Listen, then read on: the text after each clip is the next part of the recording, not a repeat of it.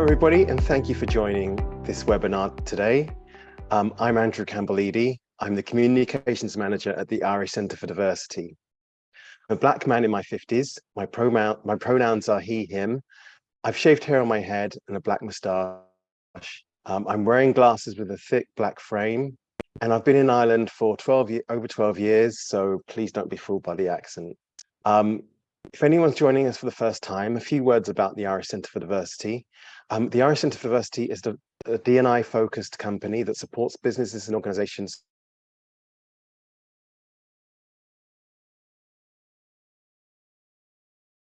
sectors. Supported by IBEC, we have developed Investors in Diversity, which is Ireland's premier D&I accreditation mark. Investors in Diversity provides a structured framework to transform workplace cultures and practices so that all colleagues can thrive and share a sense of belonging. In addition to this, we offer a full consultancy service to help with any specific D&I needs. We recently launched the first ever National Diversity and Inclusion Awards, which celebrates Ireland's diversity and inclusion excellence across all areas. And this webinar is important because it shares the insights and experience that many can apply to their organizations. And we look forward to your entries in the next cycle. Today's session focuses on the Publicjobs.ie Public Sector Organization of the Year Award. While Publicjobs.ie is a leader in EDI, they and other sponsors were excluded from entering the process and so had no part in the judging. We're also joined by Shelley Gibson, our ISL interpreter for today. The running order for today is that I'll shortly hand over to the award sponsor, and then we'll hear from some of the finalists and the award winner before a short Q&A at the end. The session's being recorded and will be available on the Irish Centre for Diversity website, which is irishcentreforddiversity.ie. And everyone is muted except the panel. Please do comment in the chat function and tell us where you're from, where you're joining us from today. But please do save any questions for the Q&A function, because that way the panel will be sure to see them and we can come to them in the Q&A. Without further ado, I'm very pleased to introduce our host for today's session, Siobhan McKenna, who's with the Public Appointment Services, and she's the Head of Equality, Diversity and Inclusion.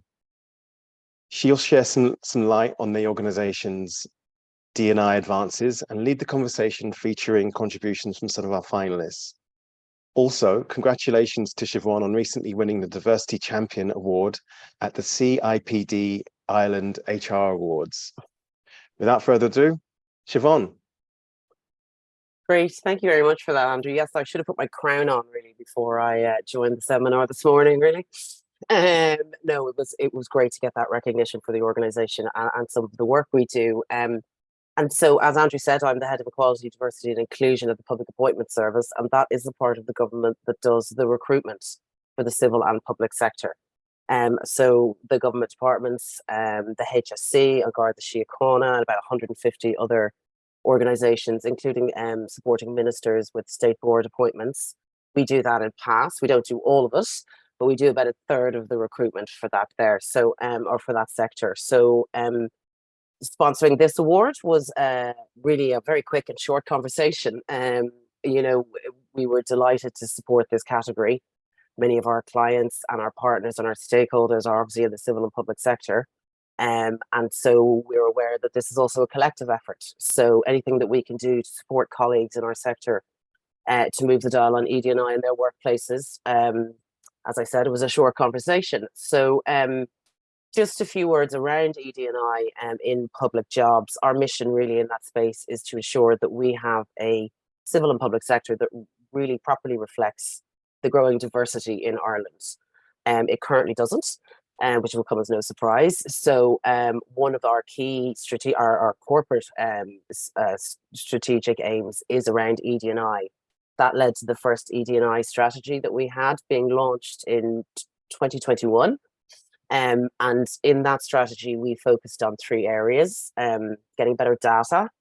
And we've just done a huge project with the ERSI. We had an event last week in Dublin Castle to crunch some of the numbers that we had around the data, who was applying and who was being assigned across the civil service. And so now we have a pretty robust baseline for the recruitment we do around gender, disability, and ethnicity. Another area of focus in that strategy is around better processes. Obviously, because we do recruitment, we're very process orientated. So we want to make sure that our processes are, fit for purpose, and that there's no unintentional barriers there from people from different backgrounds or experiences. We had a massive review, an NDI diagnostic review by Deloitte last year, both pass as employers, but also pass as external recruiters. And so we have a really good roadmap for the next few years to improve some of our processes and other areas, including, inclusive leadership, data, things like that. And that final area in our strategy we identified is that leading by example role. Because of our centralized role, we have a wide network of partners and organizations and stakeholders and clients. So we have that capacity to influence. And we try and do that by leading by example. So for example, we've done a lot of work around what we call inclusive routes, and that's finding better ways to get people from different backgrounds into the civil service. Most people come through those huge panels and they do their situational judgment tests and all these kinds of things. But those processes don't work for everybody. So we're looking at more inclusive routes for people with disabilities, or we have an internship at the moment for people with from the Irish traveller community and Roma as well, to help them gain some experience in the civil public sector and figure out if it's a career that they're interested in. And so we're also trying to attract the next generation of public servants. And we have a resource kit for transition year students and above. And that is I think it's 12 modules, and that's to help their guidance counsellors kind of open up the career paths and opportunities that are available in the civil and public sector. And we're in year 2 of that now, and we have about a third of all secondary schools in Ireland signed up to that. So we're hoping that'll go from strength to strength and open up the civil and public sector, of which there are 350,000 people working in it. It's 12% of the overall workforce. To those kids coming through from all sorts of backgrounds with all sorts of skills and interests. So that's kind of where we are in public jobs. We're doing quite a bit of work around, as I was saying, our process as well around reasonable accommodations. And we were recently awarded their money under Deeper's innovation fund there to kind of reimagine reasonable accommodations for people coming through our processes and as they onboard into the civil and public sector jobs. And we're hoping to take kind of a universal design approach to that, or creative design thinking, and really look and take a person-centered approach and really look at how we can make it the best experience for any candidate so that they can demonstrate their skills to us, and then help them as they onboard into the civil and public sector. As someone who's joined the civil service fairly recently, it is a whole other culture and it's a whole other environment. So so they're just some examples of kind of the work that we're doing in the public sector.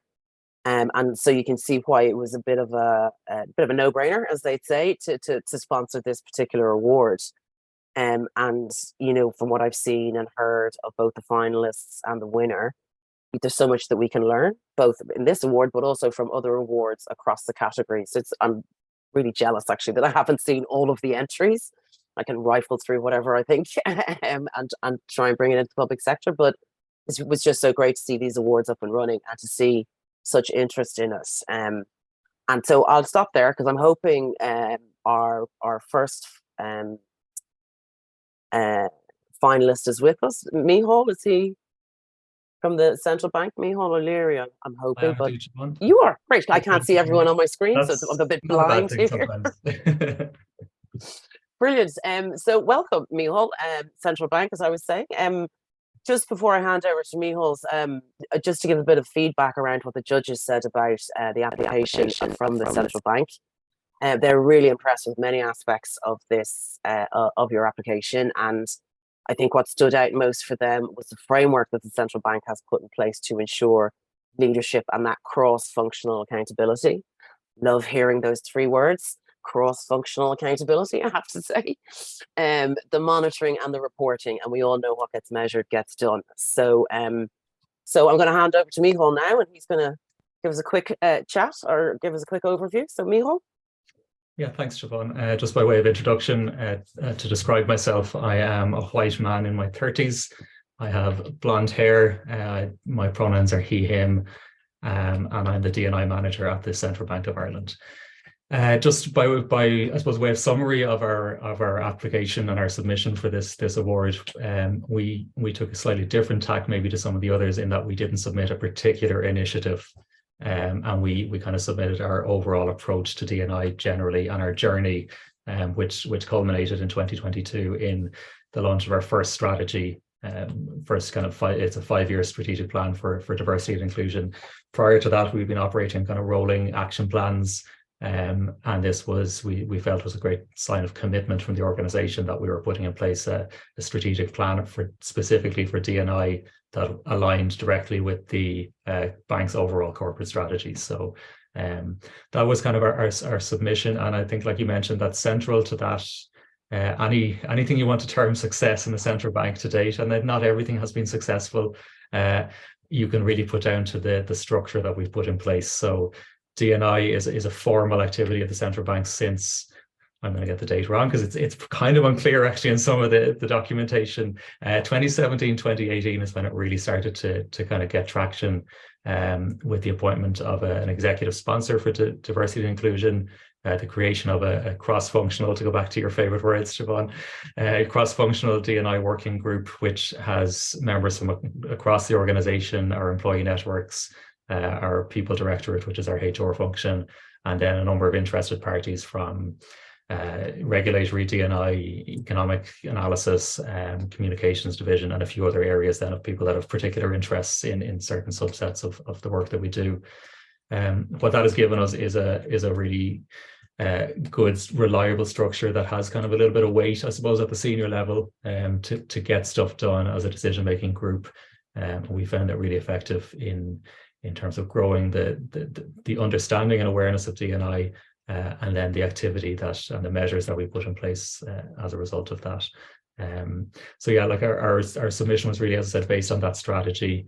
The vision that we have in place for D&I has remained constant over the history of the seven years or so, which is to reflect the society that we operate in as a public sector body, to harness that difference. So whatever difference we can reflect internally, to harness that to the benefit of what we do, to be a thought leader in the area of diversity and inclusion. And then finally, we have obviously a responsibility, given the organization that we are, to regulate and supervise with diversity and inclusion included in that. So that vision has remained clear. We did review it as part of our strategic planning, but we felt it was still fit for purpose and was useful in terms of setting our direction and our goals for the remainder of the strategy, which scarily is 15 months old at this stage, which it felt like a very luxurious time frame at the very start. But the reality is that time ticks on, and momentum has to be built around it. So so that's kind of our structure. The main kind of areas of activity of that strategy then, which would have formed a big part of our submission. So building understanding and awareness of D&I generally, so that idea that we're trying to raise the tide to lift all boats and to get people on board with various concepts within D&I.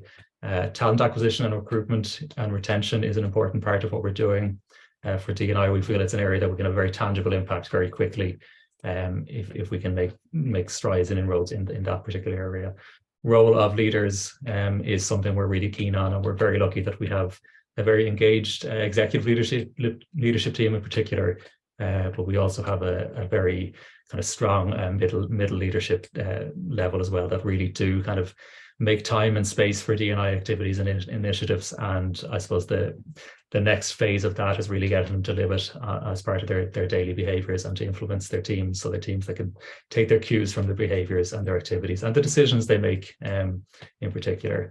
I'm going to get wrong the other area, so I better open up my little prompt here. So policy and practice then as well was another area that we did a lot of work on last year. So we updated, I think, 26 or 27 people-related policies across last year, which is a big undertaking for the HR side of the business. But what was really cool from a D&I perspective is that we were at that table alongside our employee network. So we have 5 really strong employee networks that contributed to that policy update process, and the output is that we've, as I said, updated the 20, I think it's actually 26 policies in total with a D&I lens applied to them, which has been really important, and feedback has been really good in terms of some of the changes we've made to leave and flexibility policy as a result. And then the final strand of our strategy is the one that I'm most scared of, in that we're still feeling our way around in the dark a little bit, but data management and analysis and getting to a stage where we can make more evidence-based and data-informed decisions in relation to D&I. And I'm sure no different to many other people on the call, our understanding of the data that we have in relation to D&I is patchy at best, and building that profile so that we can make really strong decisions and do the right thing is something we're really keen on building, but it is really early stages. So that is, our strategy is 2026. That is something that I'm not saying we'll have anywhere close to completion until the end of that strategy, and anything before then is a good delivery. But that's something I'm really keen to engage with other organizations to understand their approach to it as well, because I'm hoping it's something everyone else is struggling with and challenged with as well, but that may not be the case. If anyone has the golden answer for it, please do shout.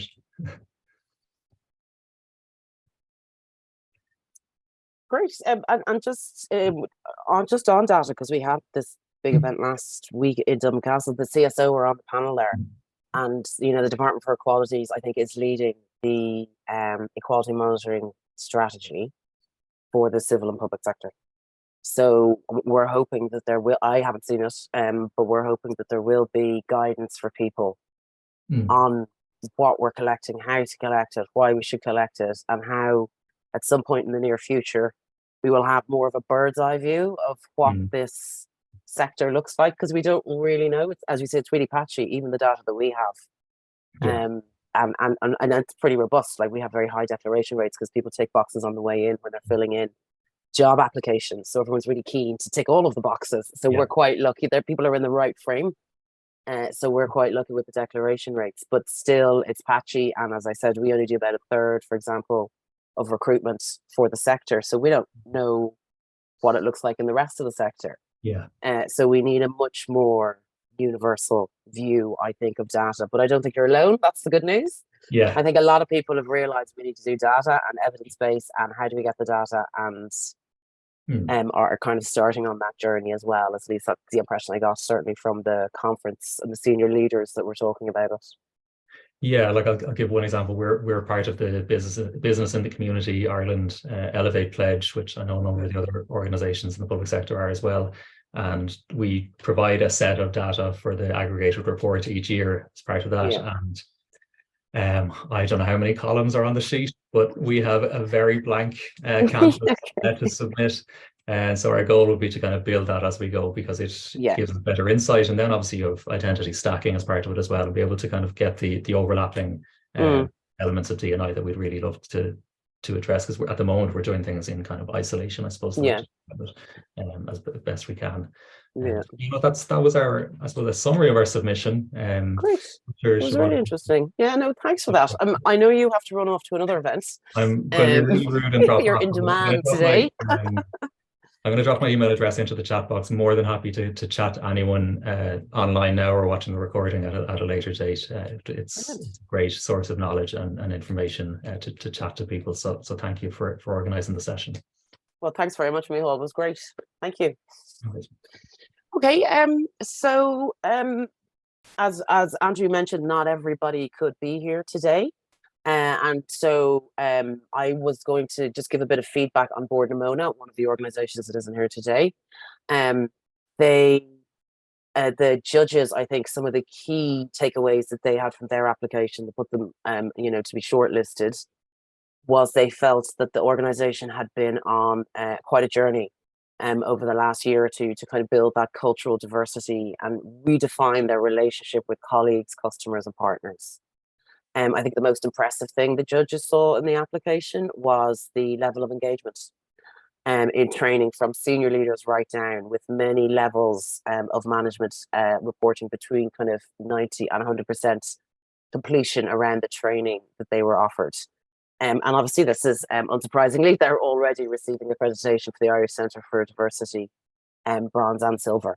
So that was Board Namona. Unfortunately, they couldn't be with us, but They're just some of the key takeaways from the judges panel. So now we are going to move swiftly on to Valerie Farrell, and Valerie is with us from Teagasc today.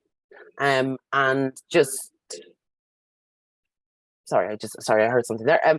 Someone was saying something. And just the judges were really impressed with this application as well. They feel that the organisation clearly articulated the significant strides that they've made in driving gender inclusion, and particularly in their industry, and the commitment from leadership to change the perception of the organisation, and then kind of highlight the opportunities and create opportunities for women in particular. The judges found this was really inspiring.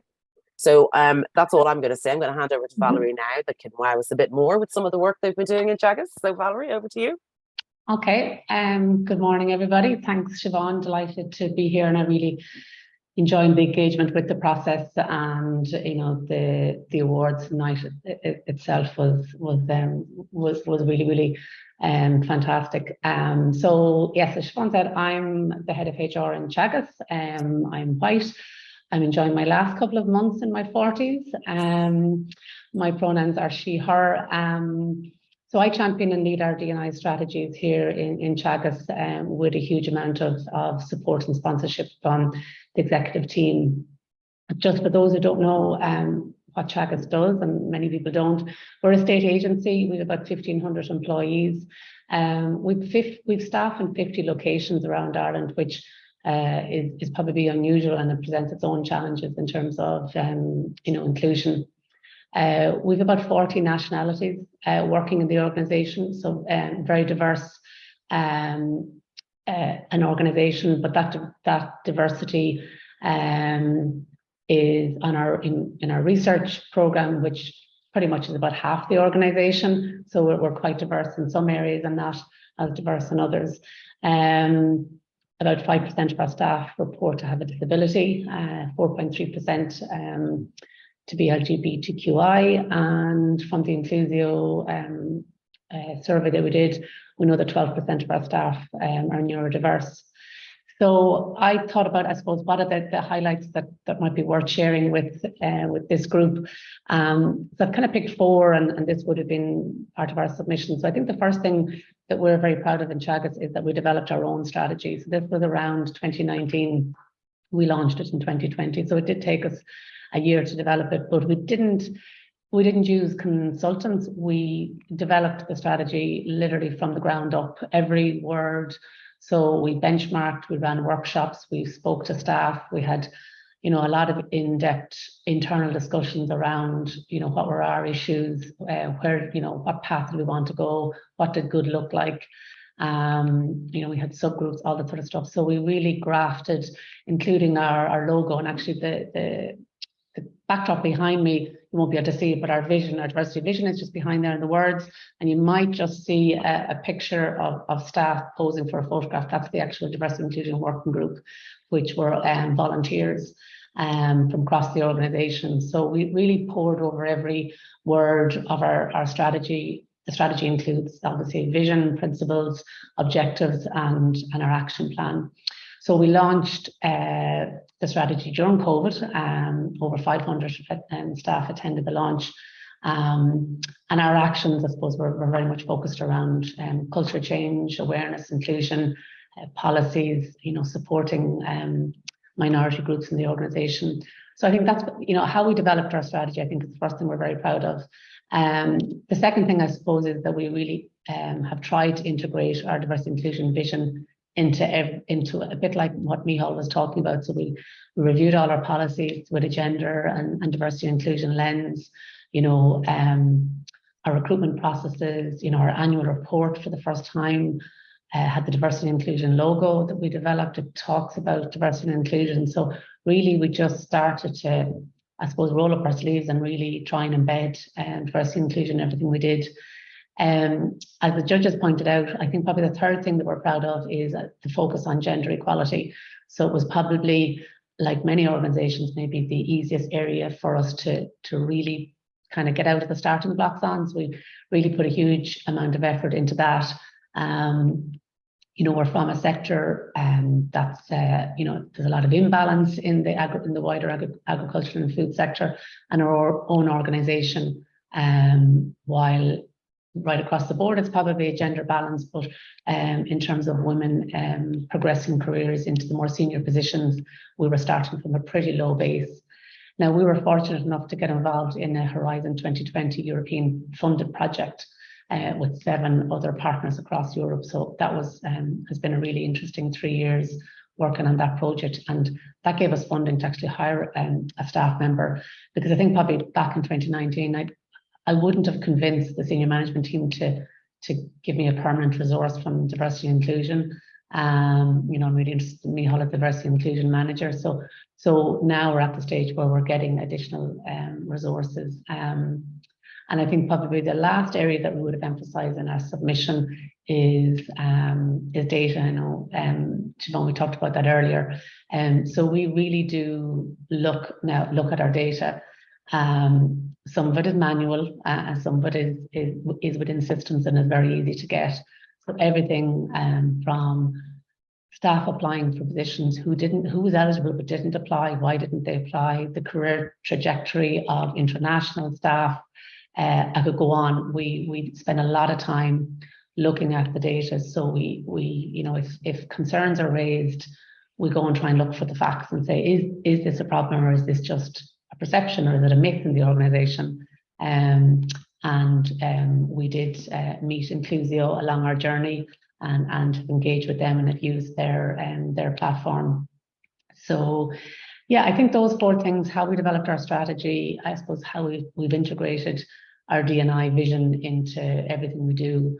I think our focus on gender equality. I was sorry afterwards actually that we didn't actually apply for the gender category, as well as the public sector category, and I think then the 4th one being our data. So happy to talk more about any of those areas, Siobhan. That's great. That's really interesting. So it definitely sounds like you've been on a journey in the last few years. But this whole area of work, I always say, it is a journey, and it tends to be a marathon rather than a sprint as well. We were talking earlier, and Public Jobs has also used Inclusio, and it just gave us a really useful set of data analytics for our own staff, the 240 people that work in public jobs.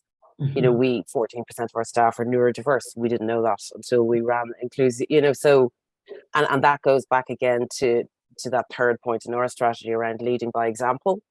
We can't go out and tell people to collect their own data. And do you know who's in your workforce if we haven't, done our own? And that platform, we had pretty high levels of engagement, I have to say. People quite enjoyed. I think it's probably the future of that, the direction we're going in, all that AI learning and stuff. But it just gave us a set of data analytics we didn't have before. And has helped us drive policy. And like, we have a gender identity policy that we're about to launch, and 12% of our staff identify as gay or lesbian. We didn't know that either, so it's really helped us to kind of drive those data-based, evidence-based decisions and actions. And again, at that conference last week, it was great to hear so much faith being put in that evidence base, and realizing that actually we need to treat this like any other sector, do it on evidence, evidence-based. So it's really interesting to hear the journey you've been on, and around gender pay gap. I think overall, certainly the civil service, when it came to the gender pay gap reporting recently, we're actually in pretty good shape. There are some corners where the gender balance is unsurprisingly skewed, and there's big pay gaps, but I think as a sector, we're certainly heading, hopefully, in the right direction there. So thanks very much for that, Valerie. It's great. Okay, and then I'm just going to give a brief overview of the other finalists that couldn't be with us today, and that's the National Treasury Management Agency. And their applications the judge reviewed, and they were pretty impressed with what they read as well. And some of the key points there were around the organisation's commitment to make D&I a strategic imperative. And we've heard that from the central bank as well, and putting awareness of self and others, which is interesting, at the heart of their strategy. So very person-centred by the sounds of it. And in 2021, the employee survey there reported that 71% of employees felt a sense of belonging, rising to 76 in October 2022. And for those 2 years over COVID, that's pretty impressive. And so they were the key points that the National Treasury Management Agency's applications that came through for the judges. So just wanted to acknowledge that, even though they can't be with us today. And then now, so the next speaker, Nia McGill from IDA Ireland, is the winner. And Nia is joining us this morning from Florida, I think it is, somewhere. Somewhere. Sunny Florida. Thank you very much for getting up so early to join us. Really appreciate it. And just before I hand over to you, so you can talk us through your application. I think the judges were really impressed with the level of impact. And I had a look at some of the stuff that you sent me yesterday, and it was really clear the impact of all of the work that you're doing. It was very impressive, demonstrating both your impact internally within the organization and then externally, through outreach and all the partners and stakeholders that you have and the wider industry as well. And the judges really felt the IDA was a really wonderful example of planning and thoughtful execution, and widespread adoption and engagement, and all communicated with a huge amount of pride and passion. So there we go. No surprises that you are the winner. So congratulations again to you and all your colleagues. We were delighted to sponsor it, and we were delighted to see the IDA win. So I'll hand over to you. Thanks so much. It's great to hear everyone's submissions and kind of what everyone focused on, because I think, like everyone, we didn't know what other people were doing, and there's a lot more connectivity, I'd say, over the past year with different organizations to find out what folks are doing. I suppose, by way of a quick introduction, my name is Naya. I am a white mid-30s female. My hair was pink, but since being on holidays has washed out, so I think it's showing up as a more blonde color, but always subject to change. I have blue eyes and a black shirt, and I am the Equality, Diversity and Inclusion Lead in IDA Ireland. So I am very privileged that we have a team of 8, including myself. I'm a full-time resource for EDI, and the rest of our team, the cross-functional word coming in, we represent across the organization the different areas that we do operate in. So as best we can, we look for volunteers that mirror what we look like demographically and the experiences demographically, one piece, because we are small. We're about 350, give or take. So when it comes to employee resource groups, we haven't quite figured out how to crack that nut just yet, without compromising folks who are part of a community that don't yet feel comfortable, or maybe just don't want to identify to the organization. So with, for example, our neurodiversity pillar lead, we've had individuals come to them specifically to say, I'm neurodiverse, this is what I'm experiencing, let's talk about it. So then that's our pillar lead is able to come in and say, okay, here's what's happening for this individual or for a group of individuals, and how can we look to address that? I think our big focus, the organization started looking at how ED&I would look in IDA in 2017, early 2018. So we launched our first strategy then, and a lot of that was awareness raising, going, okay, what is this? What does this mean? What does Ireland look like in this space? What can we celebrate? What can we get excited about? And then in 2020, we linked up with the Irish Centre for Diversity and did the D&I survey. And we got so much valuable feedback from that process to show we actually missed a huge educational piece, or maybe not missed, we could have done more, I think. So we took a step back and we started really focusing on the practical fundamentals. If we're going to look at equality, diversity, and inclusion, how are we talking about that? If I say D&I know what I mean, but does my manager across the way know what I mean? So we spent a lot of time looking at unconscious bias training, disability awareness training, rolling out how do we talk about this without people feeling attacked or without people feeling exposed. And we've spent a lot of time doing this. So now when you come into a recruitment process, I was so excited. Somebody said to me not too long ago, well, if we're really about diversity, is that not a bias? Shouldn't we be doing X, Y, and Z instead? And I was like, yes, you should. That's a perfect thing. Because it's the practicality of being able to challenge one another in a very respectful way, but still going, I think that thought process might be a bit outdated. We've come farther than that now. So to see that really embed over the last 2 years specifically, we look at our disability representation, and that's gone from 5.8% to just over 7% in the last 2 years, which we're very excited for. It's not enough, but it's in progress and it is increasing. We have numbers now, and it's great to hear everyone talking about the data piece, because it's Valerie, my heart went out to you, because I'm the same. A lot of ours, if not all of it, is manual. So it's me on an Excel sheet going, okay, what's this? What's that?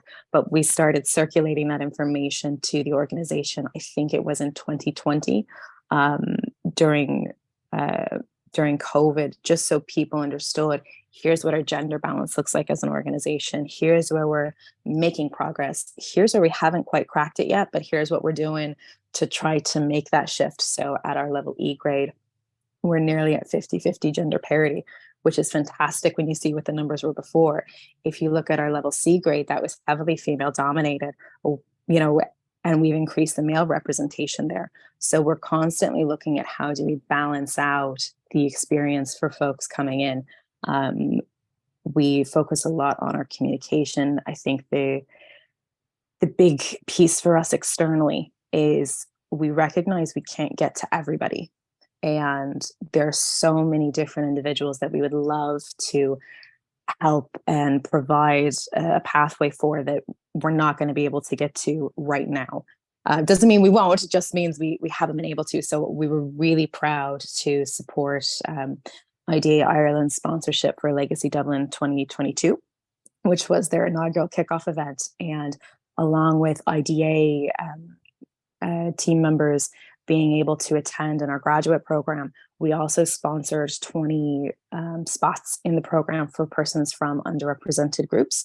So those came from organizations like the Open Doors Initiative, MASI, Exchange House, Sanctuary Runners, Travel Graduate Network, NCBI, and Youth Reach. So a lot of different areas were able to come to the table for this brilliant session, several days of sessions, to see what else is possible.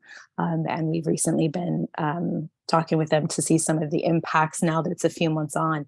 And they're brilliant, brilliant stories of how the opportunity to sit down with people you don't normally get to sit down with and what impact that can have. And I think for us, diversity of thought is the goal. We're bringing foreign companies into Ireland to set up shop and to create jobs. So we want to know how everybody else is thinking. We want to have those robust conversations around, I know you think that's really good, but here's why I think that's really bad. So let's talk through it. Let's see how we can get to a really good spot where we're all excited about it.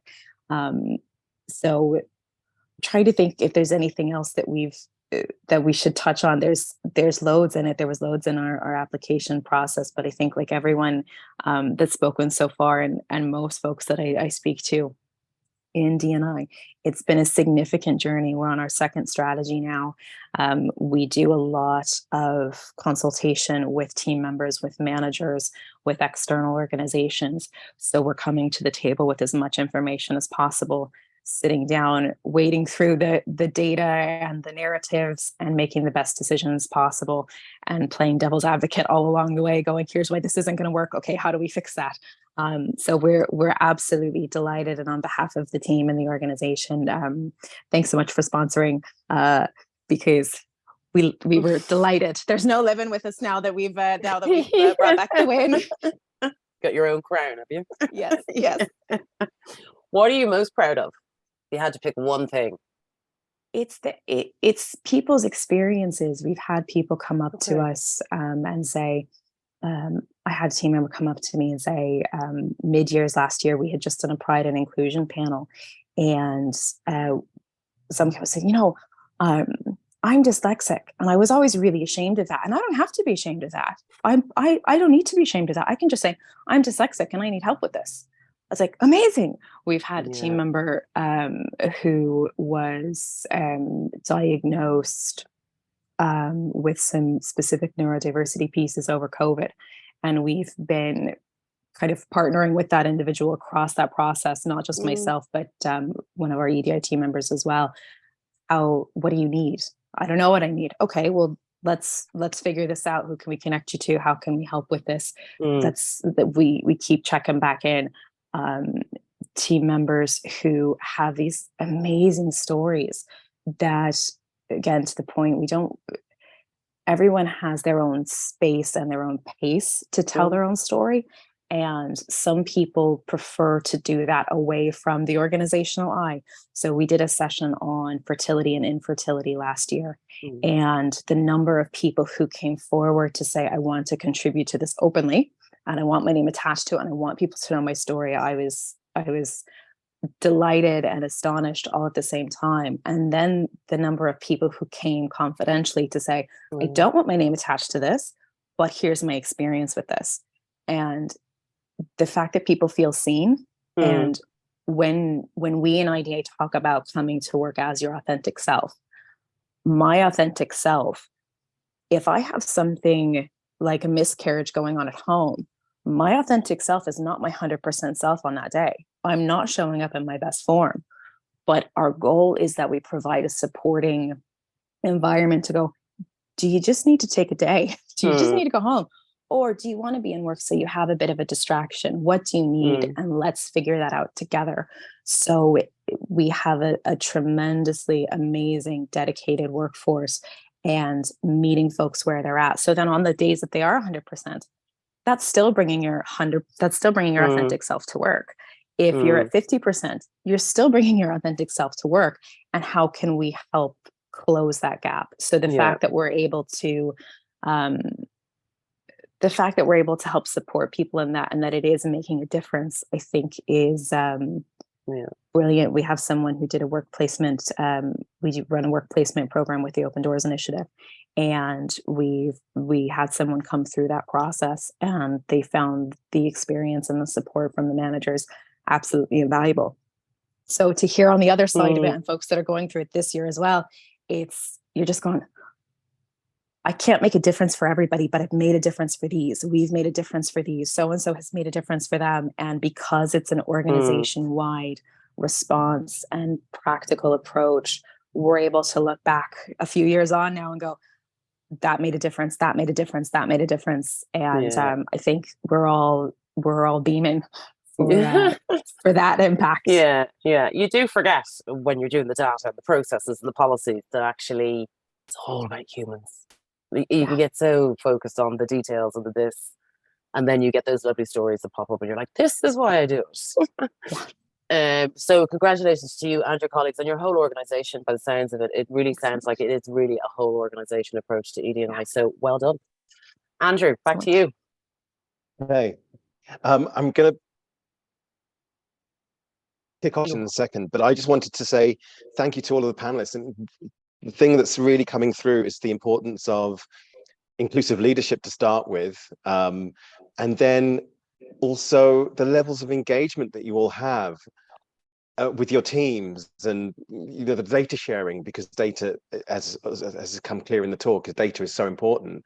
And I wondered, do you all, and I'll throw it open to everybody, but were there any barriers you faced in collecting the data? And I know it's probably been a long process to get to the figures you're at now, but what kind of challenges did you face? Because traditionally data and surrendering what could be sensitive information is seen as something that is a challenge. And I just wondered, was it a challenge you faced, and how did you overcome it? And I think if I start by asking Valerie that question, sorry to put you on the spot, I just thought, okay. Yeah. Give Naya a little chance for some water and something like that. Great.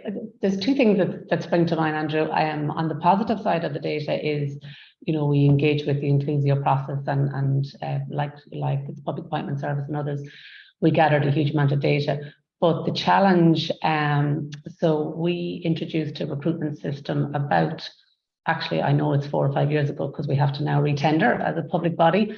And I remember we spoke to other organisations that had recruitment systems, and actually, and I don't think Trinity will mind me referencing them, but I remember at the time speaking to somebody there, and we were talking about gathering diversity and inclusion data, and they, having gone through the process, they had said to us, you know, make it mandatory so that you can really collect rich data and know the profile of people who are applying for jobs in Teagasc. So we kind of took that advice, and so when you go into our recruitment applicant tracking system, our recruitment system, you apply for a job, and when you're kind of on the way out, then we ask you to fill out various questions around diversity. And we obviously explain that if this piece of data is going over here, it's separate to your application, et cetera, and we've had huge pushback on that. So I've had applicants contacting saying they aborted their application, they didn't like being asked all the data. I've had the hiring managers contact on several occasions and say, we don't, we think it should be optional. So we did gather data for kind of a significant period of time, but we've actually switched that functionality off at the moment. We've just taken a pause to see, I suppose, one, are we doing enough with the data as well? Because sometimes we can all be very good at collecting data and then it kind of just sits there. So overall, between the sentiment of people who didn't like giving the data and the fact that probably we were a little bit under-resourced to do a whole lot with it, we've turned that functionality off. So yeah, it is a challenge in terms of getting data because, okay, we know who gets jobs with Teagasc, but we don't know what percentage of people have a disability or what percentage are non-Irish. So so that was a challenge, or is still a challenge. But I suppose it shows, your response shows that, you know, there's no one size fits all in this whole experience for everybody.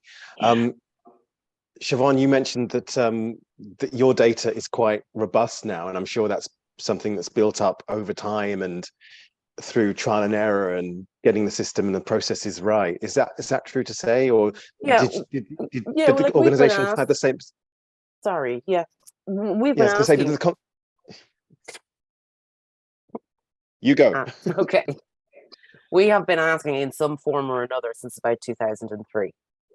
And the data that the ERSI looked at was ethnicity, disability, and gender, because they are the most three consistent questions that we have asked over, and age, that we have asked over time. So that's what we could look back on.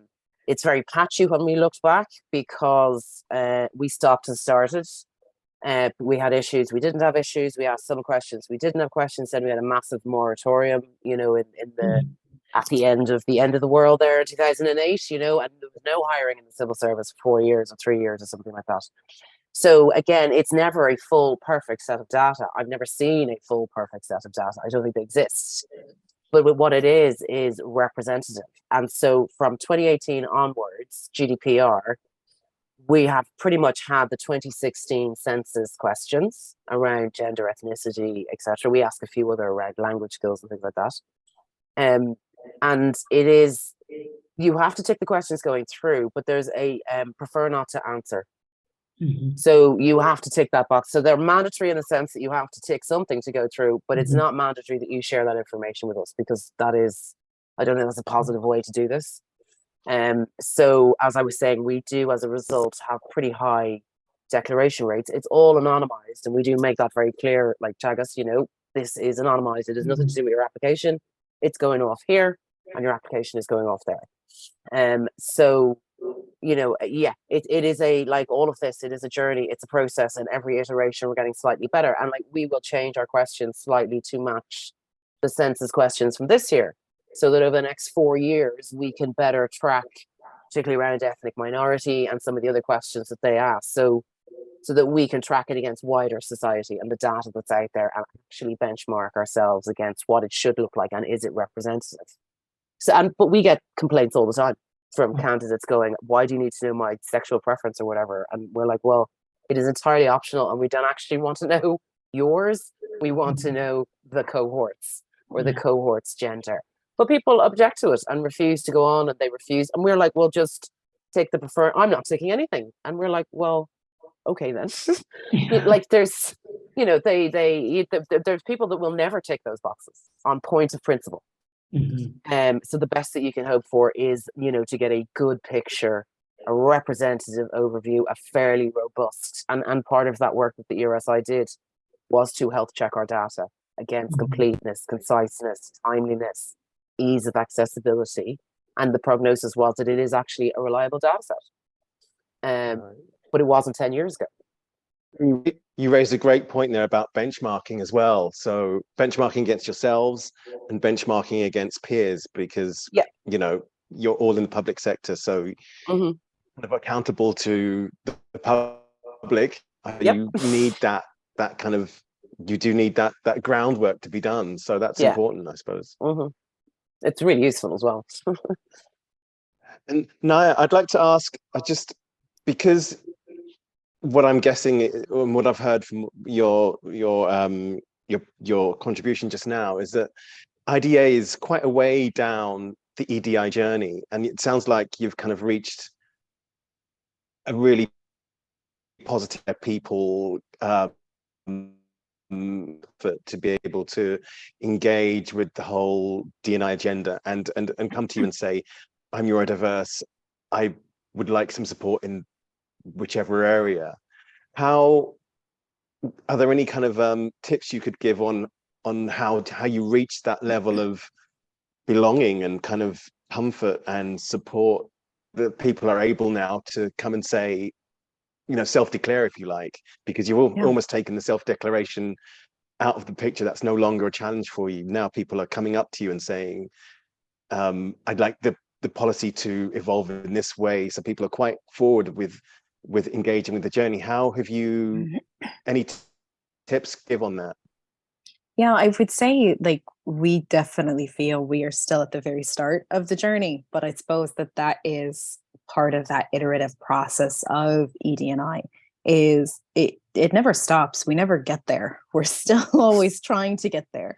And for us, having people come in to share their stories or to declare or to ask for help or an accommodation, it's fantastic that people do feel that, I can say this and it won't be held against me for the rest of my life, which not everybody feels that way. So the fact that we can say, look, we have helped with X, Y, and Z, and we've been able to put in accommodations for people and things like that. We have brilliant partnerships with our senior leadership, with our board, with our fellow team members and colleagues all across the organization, all across the world.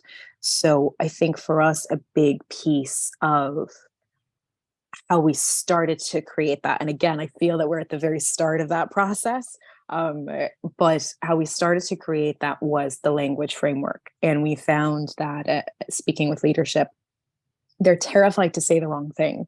They don't want to make anything worse. They don't want to come across as insensitive or as uneducated. And our senior leadership have amazing tenure and amazing experiences behind them. And we had a disability awareness session last year, and one of our senior leaders was in the session, and they unmuted and said, so if someone tells me that they have a disability, what do I say? And it was the most genuine question. And I had someone call me after the session and say, I never realized how badly they want to do the right thing and to say the right thing, but they just don't know how. So being able to provide answers for questions, if someone comes up and says, I'm autistic and I'm recently diagnosed and I'm really struggling at work right now, the I want to help is significant from leadership or from a colleague. I don't know what to say. I don't know what autism is. I can't say I don't know what autism is because they clearly know what autism is. and it's this panic cycle. So to remove that, it was, okay, here's a baseline of education around different EDI areas. We have 8 different pillars that we focus on. We did not start with 8, we grew into 8. And there's a huge intersectionality focus on the pillar that I lead, because just because you're in one pillar, say LGBTQ+, does not exclude you from the other pillars, because you could be female, you could be neurodiverse, you could have a socioeconomic background that is not as advantageous as others. So there's all this complexity in there that we've tried to make really practical. We've like that with the data sets. We started with what we had, so we can talk about gender in an informed way because we have that information to hand and it's accessible to everybody. But if we presume that we all know what we're talking about, somebody's going to get left out by us going, well, of course you know what I mean by disclosure. Well, not really. You might not know what I mean by reasonable accommodation. So let's talk about it. So I think that was a huge part of the last 2 years, was when we say dignity and respect in the workplace, this is what I mean. This is what we're talking about here. We're all on the same page moving forward, that you don't have to agree with somebody, but you do have to be respectful. You don't have to like a particular initiative, but you still have to be respectful for those who are involved in supporting and all of those things. And that practical sort of approach, I think people appreciate, and learning how to speak about what we mean, not about what we assume people know that we think we mean, that we've said. We try to make it very practical, if that makes sense. Does that answer your question, Andrew? It does, yeah. Thank you very much. I could carry on. I could hog this conversation all day, but I realize that we have questions from the audience as well, so I must go to those. There's a question there for Valerie, which is, out of the 4 highlights, which stand out for you? Which of your 4 highlights have there been in your EDI work? And also, the question for the panel about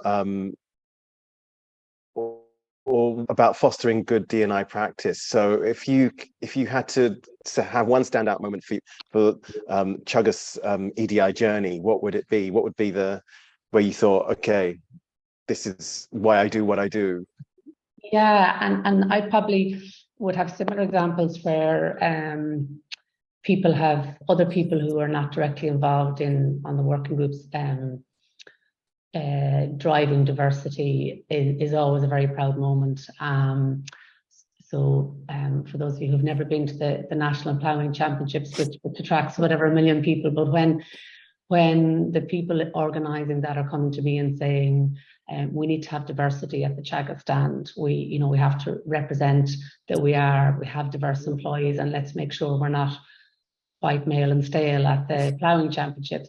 And then you kind of go, and also I didn't have to suggest that, but somebody else is. But probably the one other kind of standout moment I would say, which I suppose sometimes when things happen in a very deliberate way, you feel this is a milestone. And I'll pick a gender example. So in Chagga, I suppose we looked at our culture. And in particular, we used the cultural web at one of our workshops, and we looked at the symbols in the organisation. So we kind of knew it, but it was really, really obvious in one of the workshops in terms of all of our symbols were male symbols. So we called conference rooms after males, we called meeting rooms after males. The car parking reserve spaces was chairman. Our legislation refers to the CEO as a man. When you go into the boardroom, we asked female staff about presenting to our board, and actually so it's a beautiful boardroom, but all around it is the previous chairs and directors of the organisation, which are, guess what, male. So we changed all those symbols. Now there was a little bit of talk that was kind of unnecessary, but literally we took all the pictures down. Well, I don't like reserve parking anyway, so initially we changed chairperson, and then eventually we got rid of it. We called one of our conference rooms after a senior administrator who was retiring.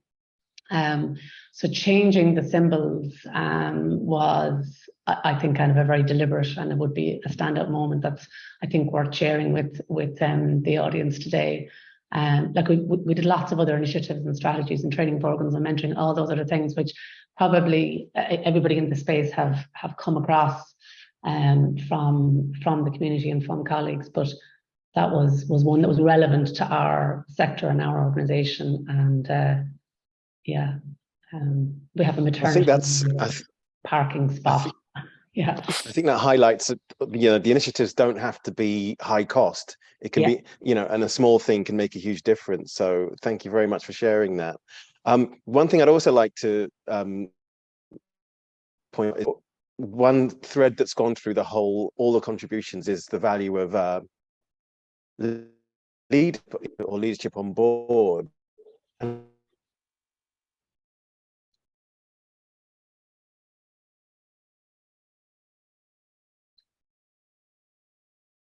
Has Andrew asked? And I wonder, okay, I think we just. And if anyone wants to admit leadership not being on board.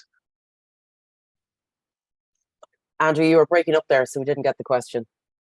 Sorry, I just was asking, did anyone face any challenges with their leadership coming on board? If anyone wants to admit that, probably not. I should rephrase that. Sorry, I might jump in. I think for us, it was, I'm not going to say showing the value of it, but showing how it's applicable.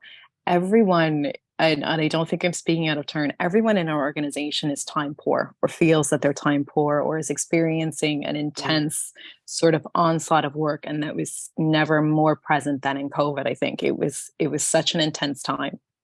And then the period coming out of COVID, and everyone is trying to get done in these very unusual circumstances. They're still getting the job done, and it's presenting these challenges, and the home life's coming in, and you're asking people, I know you're real busy, but if you could go ahead and fill out this survey, that'd be lovely. Or if you could attend this training session, that would be, really important. And I'm not going to say that we got kickback or that we've got, I'm not doing that. Although we do have some folks that prefer not to participate, and that's absolutely fine. But we spend a lot of time tailoring the actions to suit or to slot in a complementary way to the organization. So we don't hold training sessions or information sessions or our larger scale anchor events that are more than an hour. It's 45 minutes for content, 15 minutes for Q&A. We keep stuff short and snappy. If there's a longer training session, a more in-depth training session, we give a lot of notice so people have the opportunity to sort their schedules and their client meetings and things like that. So because we work very hard to sense the mood of the organization, sense the prioritization of what's happening and what's going on, people give a lot more space because they know we're not going to take up more time than we need. And if we can get you out a bit early, we absolutely will. But we're going to make sure that 45 minutes is very relevant to your day job or to your personal experience, or ideally to a bit of both. But I think any type of, I can't do that, typically comes back to there's a stressor somewhere else that we're not seeing. And I might not be able to pinpoint what that is, but how can I provide a workaround to meet that person where they're at, to still get them the information, to still say, look, this might not be important to you, and that's okay, kind of. But I see that is important to you, so let's work on that. So that's how I think we've approached the majority of kickback. And like that, we have a very open, a very supportive organization. And I will say that it makes the world of difference. But we spend a lot of time tailoring our responses to IDA to make sure that people don't feel like they're being run over with stuff that's not relevant for them. Okay, thank you very much. on that note, you raised the point about being time poor, and I'm aware that this is just before lunch here, and also now this is your family time that we're eating into. So I'm going to wrap it up here. So I just will finish with some thank yous to everybody. I'd like to thank our sponsor, Siobhan, and Publicjobs.ie. Thank you to our finalists, Valerie, and not with us at the moment, and also Bornamona and got the other name of the other ones gone out of my head, but it'll be all there on the website. I'd like to thank Naya, our winner. I'd like to thank Shelley, our ISL interpreter, and the rest of the team behind the scenes here at the Irish Centre for Diversity. Thank you for joining us. The recording will be available in the next few days. And as I said before, it'll be available on the Irish Centre for Diversity website. Please do contact us through the website if there's anything that we can help with. And please do go to the website again for register for any of our upcoming events and to see the other recordings. On that note, thank you very much for joining us. Thanks, everybody. See you soon.